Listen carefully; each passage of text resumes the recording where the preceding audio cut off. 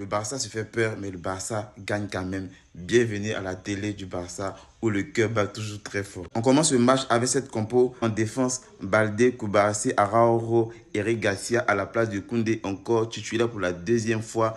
Au milieu de terrain, on a Pedri, Casado et grande surprise, on a Rafinha en 10. Lamine Yamal à droite, Rashford à gauche pour sa première titularisation et en pointe, Ferran Torres. Quand je vis la compo, elle m'a étonné car Rafinha, il n'a pas encore joué en 10 avec le FC Barcelone.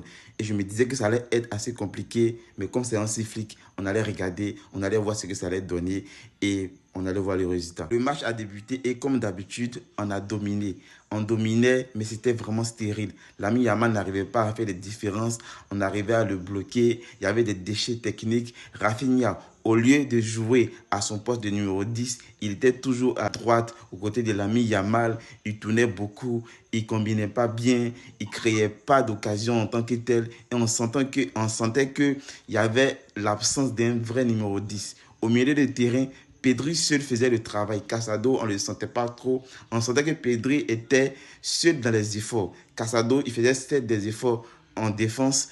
En attaque, au milieu, c'était pas trop ça. Donc, Pedri a fait tout le sale boulot pendant la première mi-temps. En attaque, Ferran Torres qui a gâché assez d'occasions. Aujourd'hui, on a vu un Ferran Torres qui a gâché beaucoup d'occasions. L'ancienne version de Ferran Torres s'est réveillée aujourd'hui à la première mi-temps. Moi-même, je ne comprenais pas. Je voulais qu'il sorte à la deuxième mi-temps, mais on sait qu'il l'a laissé. Du côté de la défense, Balde qui, comme d'habitude, il coupe beaucoup. Il a essayé de créer, de combiner avec Rashford, mais non. En défense encore, on a Koubarsi. Lui, c'est un cas très sérieux. Koubarsi, franchement dit, sur le premier but, il était fautif. Il ne joue quasiment pas bien comme d'habitude. Si c'était Raoult à la place de Koubarsi, on allait se jeter dessus, on allait se jeter sur lui et le critiquer à volonté. Mais comme c'est Koubarsi, on ne parle pas, mais ces derniers matchs, franchement, il n'est pas comme d'habitude. Il ne joue pas bien et c'est un Koubarsi, franchement, pas au top. On encaisse le premier but et c'est mérité. Levante a très bien joué l'action.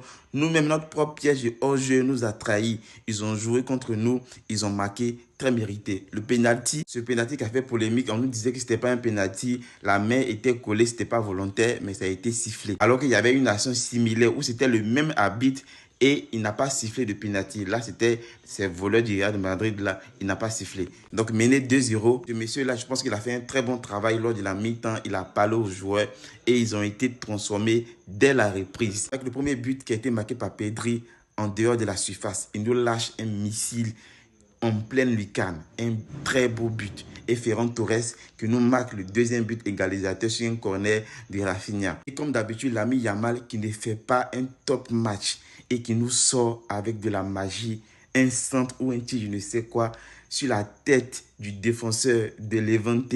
C'était destiné à Ferran Torres. Ça descend sur sa tête pour le troisième but. Barça s'en sort in extremis aujourd'hui en remportant le match 3-2. Il faut remercier Pedri.